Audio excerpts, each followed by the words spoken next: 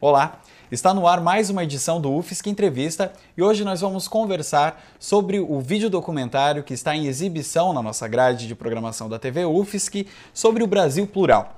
Conosco está a coordenadora executiva do Instituto Nacional de Pesquisa Brasil Plural, a professora Sônia Weidner Maluf. Muito obrigado pela sua presença, professora. Obrigada também.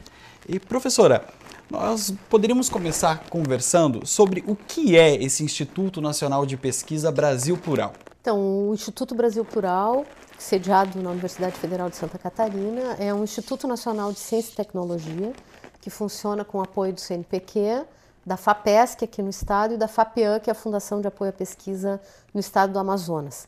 Reúne pesquisadoras e pesquisadores que tem como polo, principalmente a UFAM, no Amazonas, Universidade Federal do Amazonas, e a UFSC, Universidade Federal de Santa Catarina, mas também tem outras instituições parceiras. São em torno de 60 pesquisadores efetivos e mais 24 pesquisadores visitantes ou convidados, e que realiza pesquisas antropológicas junto a várias comunidades, populações, enfim, grupos no Brasil. Quais campos e especialidades da antropologia são abordados nessas pesquisas? Então, a gente tem pesquisas em comunidades indígenas, então a etnologia indígena é um dos campos importantes de atuação do Instituto Brasil Plural. A gente tem pesquisas também no campo da antropologia da saúde, trabalhando com a temática das práticas sociais e políticas públicas em relação à questão da saúde. A gente tem trabalhos relacionados à questão de cidadania e justiça, trabalha com populações urbanas, ribeirinhas, costeiras, e quilombolas também. E um outro tema é a questão de arte e patrimônio. A gente tem dentro do IBP uma rede de museus, que é formada pelo Museu de Arqueologia e Etnologia da UFSC e o Museu Amazônico da UFAM. Já realizaram uma exposição de duplo tempo, Ticuna em 2 tempos, sobre a produção artística ticuna. Então a gente tem uma atuação bastante ampla em termos tanto temáticos quanto de populações trabalhadas. Como que se estrutura essas pesquisas? Como que elas são feitas?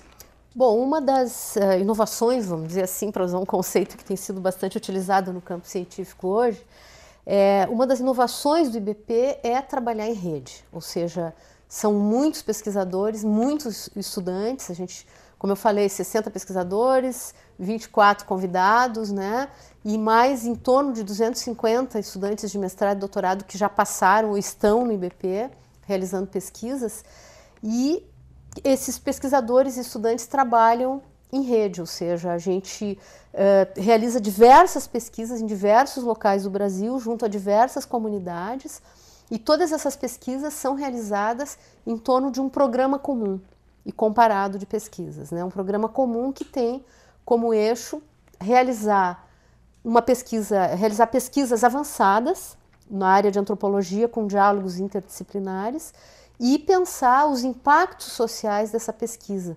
tanto em termos de elaboração de políticas públicas, quanto em termos do retorno dessas pesquisas para as populações trabalhadas, estudadas, e também em termos de divulgação da ciência e educação. Que forma de políticas públicas que são desenvolvidas pelo projeto? Então, uma das coisas que a gente considera importante, quando a gente pensa a questão da elaboração de políticas públicas e políticas sociais, é pensar que o Brasil é um país que é extremamente diverso, que tem diferentes populações, ele é habitado por diferentes populações, e uma das atividades, uma das tarefas, digamos assim, da pesquisa antropológica é dar visibilidade a essas populações que muitas vezes não são visíveis nem no momento de elaboração das políticas públicas.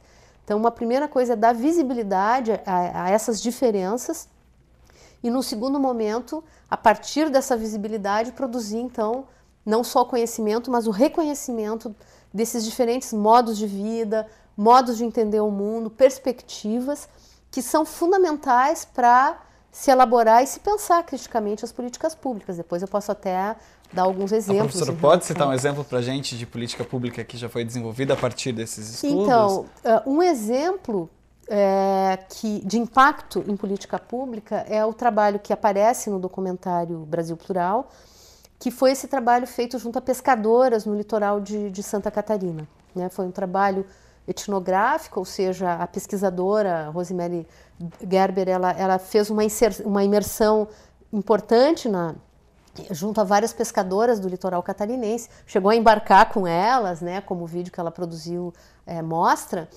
E o que traz esse trabalho dela? Primeiro, que mostra que existem mulheres pescadoras, né, e de alguma maneira faz uma crítica da política pública hoje no Brasil em relação à questão da pesca, que não reconhece mulheres como pescadoras, a não ser aquelas que ou são esposas de pescadores ou são filhas de pescadores.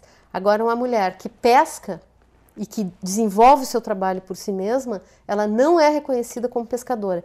Que tipo de impacto que isso pode trazer para a política pública? Primeiro, a questão do direito à aposentadoria e do reconhecimento dessas mulheres como profissionais, né?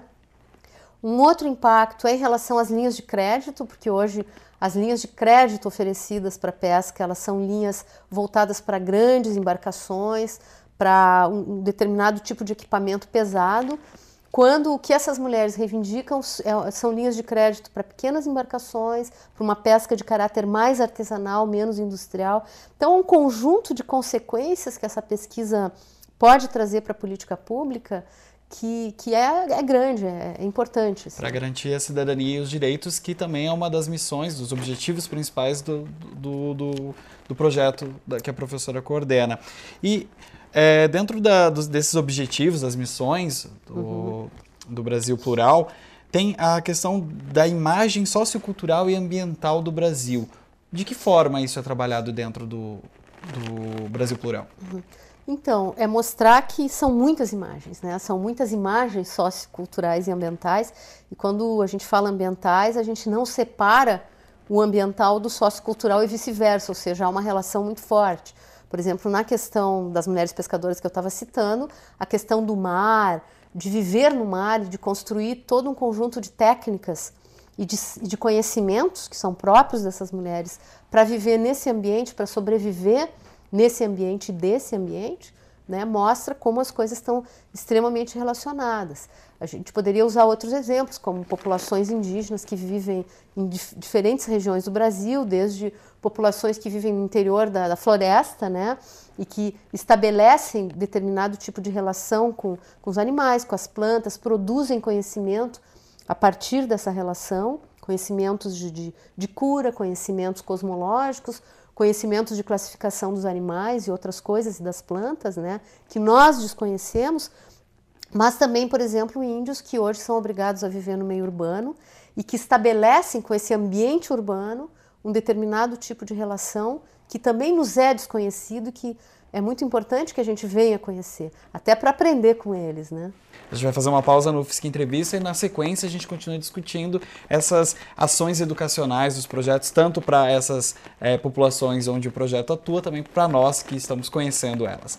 O UFSC Entrevista volta já, não saia daí.